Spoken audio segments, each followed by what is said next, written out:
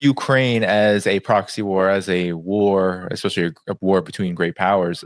What does it expose about, especially the U.S. and the West's military crisis? Because it seems like the peace talks are kind of reflecting what the reality is on the war front. Well, as Scott Horton's book, Provoked, which is back over my shoulder, lays out, this war was provoked with Ukraine and Russia. And you have to say, why did they do it? And it was very simple. They feared the union, the alliance of Russia and China together, and felt that by inflicting a military defeat on Russia, that it would compel Russia to come to the West and become basically subservient to the West. And then with us and Russia, we could take on and destroy China. Now, that is actually, that's what this A. Wes Mitchell wrote. The paper was published in August of 2021 in the National Interest. People can go read it for themselves if they think I'm fabricating this. But that was the strategy. Now, this was not just A. Wes Mitchell's musings. This was officially submitted to the government as Donald Trump's final months in office, and it was there for Joe Biden and his team. What they have created through the sanctions imposed on Russia as in the aftermath of the start of the special military operation is a dramatic acceleration of the institutional growth of BRICS. It has brought China and Russia together in this relationship that the West always feared, and now it has become a reality. And so this defeat that that the West is going to have to eat in Ukraine will mean not only did the strategy fail, but it exposed the limitations and weakness of NATO, both as a military and is not a military industrial power. It's actually powerless. It doesn't have the military, the industrial base to sustain a modern war. It doesn't have the kind of weapon systems that are effective in defeating and overcoming those employed by Russia. Just the opposite. Russia, in fact, has demonstrated weapon systems that the West does not have, including hypersonic missiles, and more importantly, the Oreshnik, this intermediate range ballistic missile, which now can target all of Europe. And there's not a single air defense system that even on the drawing board that are capable of taking it down. And then you get to the issue of China. And what is alarming for me is I'm listening to Secretary of Treasury Scott Bessent and others in the Trump team and Trump himself. They really, truly believe that they're hurting China on this more than the United States is going to be hurting. Mm-hmm. I think that's crazy, because if China's political system is such that even if they're suffering economic chaos and economic loss, their people will put up with it a lot better than people in the United States. We can't take casualties. We can't take suffering. We don't have the stomach or backbone for it. So this kind of foreign policy blindness that this entire war with Ukraine started really as it was provoke Russia, create the war, weaken China. That policy has blown up in their face. I really think that we are confronting the change in the world, the move towards a multinodal world that is shifting power from the West back to the East, where it started 5,000 years ago, with China being the magnet for that. And I think the strategy that Larry just described and other offshoots thereof are futile attempts to arrest that momentum.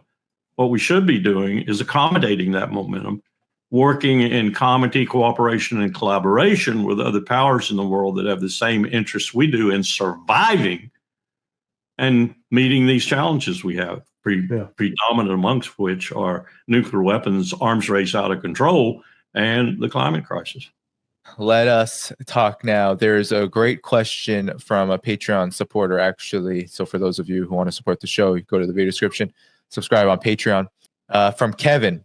And I think this gets into what you were just referencing with regards to this new world emerging. He asks, do you think Russia is deliberately dragging out the special military operation so that it can drain NATO of its military weapons and munitions stockpile, making a wider war against Iran, China, and Russia itself more difficult to prosecute? That's a good question. And were I strictly thinking from a military professional's point of view, I would attribute it to Moscow a lot of strategic thought and a lot of conclusions that would run something like this.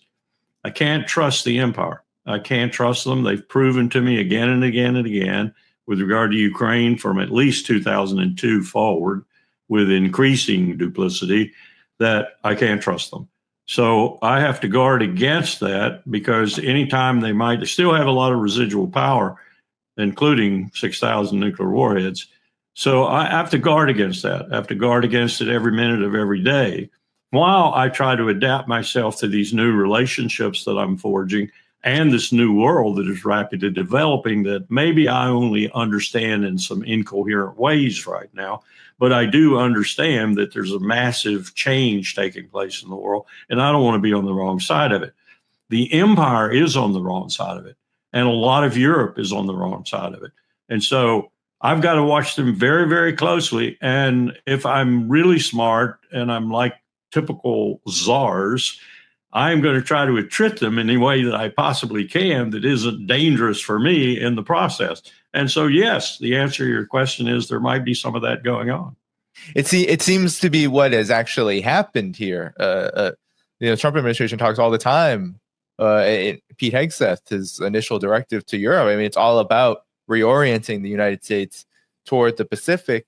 But what we're seeing is that there's not, Russia's in no rush to settle Ukraine in large part until it gets what it feels is a fair deal. So, exactly. Yeah.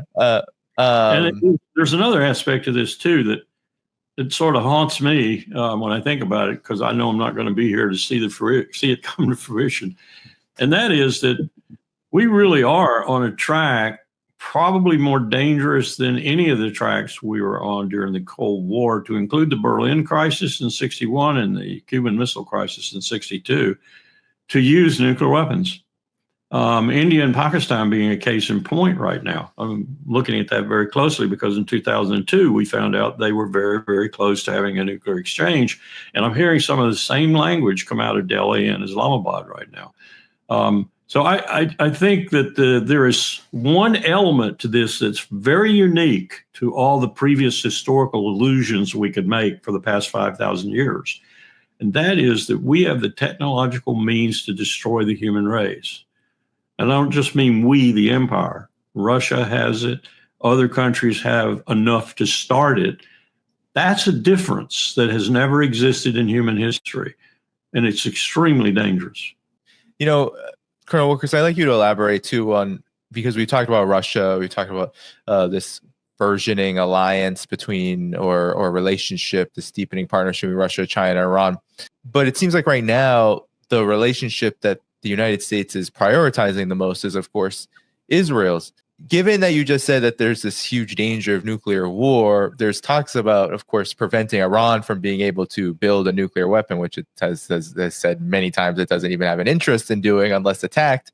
Israel has nuclear weapons, and there is, of course, a raging regional war. What do you see as the kind of end game here? Because we're looking at what is 16, 17 months of genocidal war, of displacement of the Palestinian people in Gaza. And the regional situation is still very much on fire. Yeah, you put your finger on the immediate tactical, operational, if you will, situation that could derail everything. I go back to that editorial in Haaretz.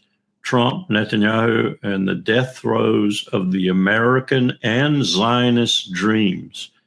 Well, you might as well put those two dreams together right now. And we've forged them in union, and we are tied to that beast out there in the eastern end of the Mediterranean in ways that we have never been tied before. And right now, they're destroying themselves. Haaretz has also had people who are very, very qualified to make the statements that they're making, from Shin Bet and from the IDF and from other elements of the security and political complex in Israel, saying in the last 48 hours, Jews are going to kill Jews in the streets. We're going to have a civil war. The question there becomes, will Netanyahu use an attack on Iran unilaterally launched? Doesn't care whether the U.S. comes along or not, just to save his own rear end, just to save his place in the history of Israel, if you will. Will it be that kind of Solomon-like action, pull the temple down around his heads? And what will we do were that to occur? Will we be in for a penny, in for a pound because it's Netanyahu and it's Israel? Or will we stand back and let him destroy himself completely? I don't know, but you're right. That has all the ingredients for derailing everything that people might want to do that's positive and that might lead to a better world. That has a tendency, that has the capability to derail everything. Yeah, talk about, how is Israel in particular destroying itself? Because, and you can throw in the United States' empire here too, but given all that has transpired since, especially the end of the so-called ceasefire that began Trump's administration, Israel's moving into Syria. Israel is threatening Iran. Israel's still violating all of the so-called ceasefire that was brokered around Lebanon. Still dropping bombs. Of course, has a big role in what's going on in Yemen and the U.S.'s war there. So many people observe that no, Israel is not destroying itself. Israel is in the driver's seat. What do you say to these people? Because I view it differently, but your expertise, you've been in the chair, you've done a lot around this region and the U.S.'s role there. What do you make of people who say that Israel's actually in the driver's seat? It's not being destroyed. I don't think you're in the driver's seats when your casualty rate is so high, your WIA rate is even skyrocketing, and your PTSD rate is climbing alarmingly, over 8,000 now, I'm told.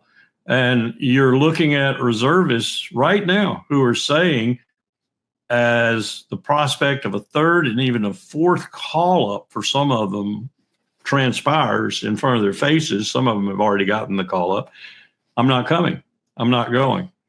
And you're seeing a shift of veterans into the more critical areas of Gaza just because of this, because the reservists have failed to show up. They're not going to show up. They're not going to report for duty.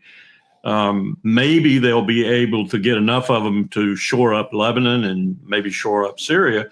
But Gaza is going to have to be all professionals. It's going to have to be all people who signed to do the deal.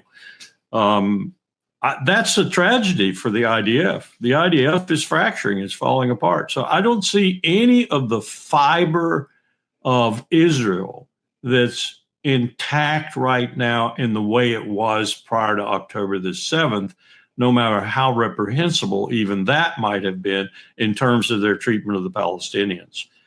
This October 7th to the present has disassembled much of the fabric of Israel. And it's just waiting to start burning. It seems like both the United States and Israel are caught in their own versions of, and the United States, of course, a big part of what's going on in the region vis-a-vis Israel. Forever wars. And it seems like that's all that the U.S. as an empire has left at its disposal. It's not really offering much in these negotiations on all sides, and all these negotiations that are taking place in talks. And what we see is the United States continuing on in this forever war path. In Israel, of course, now is it has always been against the Palestinians, but regionally has deepened this forever war mantra and dynamic.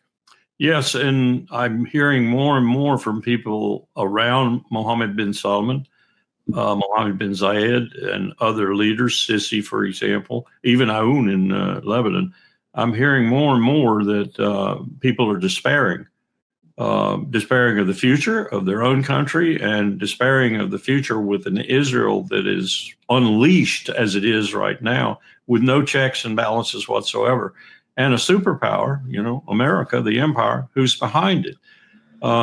People are going to start looking for options. They're going to be looking for places to hide, at least, or places to go. BRICS is a perfect example of that. And the momentum of BRICS right now is just accelerating every day. I don't think that, if I'm 80 right now, if I live to be 85, I may see the U.S. currency become the non-transactional, the non-reserve currency of the world. I may see something else replace it, first on a regional basis, maybe commodity basis. But I think eventually we're going to see the U.S. dollar evaporate as the world's base currency. And that is a real blow to us. It will increase our debt overnight by astronomical amounts because we'll no longer be able to manipulate it. And it's going to cause us to probably retrench to the point where Trump's idea of Fortress America will seem calm and peaceful compared to what we do. We will retrench inside our own borders and to hell with the rest of the world while we try to nurse our wounds, lick our wounds, and correct the things that have put us there. But it won't be correctable. As you stated before, I mean, the trajectory of the world, it seems, Colonel Wilkerson, is that there's just a deep amount of desperation, and you mentioned the nuclear question. Some people argue with me, oh well, there's still a long way to go there, but I actually see when it comes to the rise of Russia, China, and even Iran, because the end games of any kind of conflict militarily with these three rising powers is just catastrophic and almost impossible to imagine militarily. That this is why nuclear war is closer than ever. That's how I view it now. I'm curious on your assessment. No, you're right. And you would think that just the sobering fact that you just articulated would cause people to pause, back up, and re-strategize and do things differently. You would think. But instead, we are doing what every empire that I'm cognizant of in human history has done toward its end, and that is jump in for more, reinforce failure, deepen failure, make more profound failure until you collapse. I'm sorry, but that's pretty much the way every great empire in human history has gone out. And as I said before, we have a unique way to go out and a unique way to try and prevent that inevitability from happening conventionally, and that is to use nuclear weapons. That's never occurred before. We had in the Muslim Empire, in the Mughal Empire, in the Mongol Empire, in the Ottoman Empire, the Byzantine, you name the empire, they had prophets who predicted the end of the world. The various gods that they served and so forth predicted the end of the world, but it never came about. We now actually have the capacity to end the world, or at least end the human race on that world. And that capacity, is exactly, it's buttressed, it's supported by that the seemingly reality that there's no other options. Either you get into an absolutely devastating military campaign, which if Ukraine is a lesson, even what's happening in West Asia, if it's all a lesson, the lesson is that it just doesn't end well. No matter how many bombs, how it doesn't end well, simply because even the U.S. and the West, they're militarily depleted in many ways. So what other option is there? And that I think is the big danger that we are confronting here. Any final thoughts before we head out of here, Colonel Wilkerson? No, I agree with you. And I think the scariest thing I heard today was that Modi has turned over all decision-making to his military. I hope that's not right. I hope he's trying to scare Islamabad, but that would be the dumbest possible thing for Modi to do. It's over to the military. If the military wants to start something, go ahead.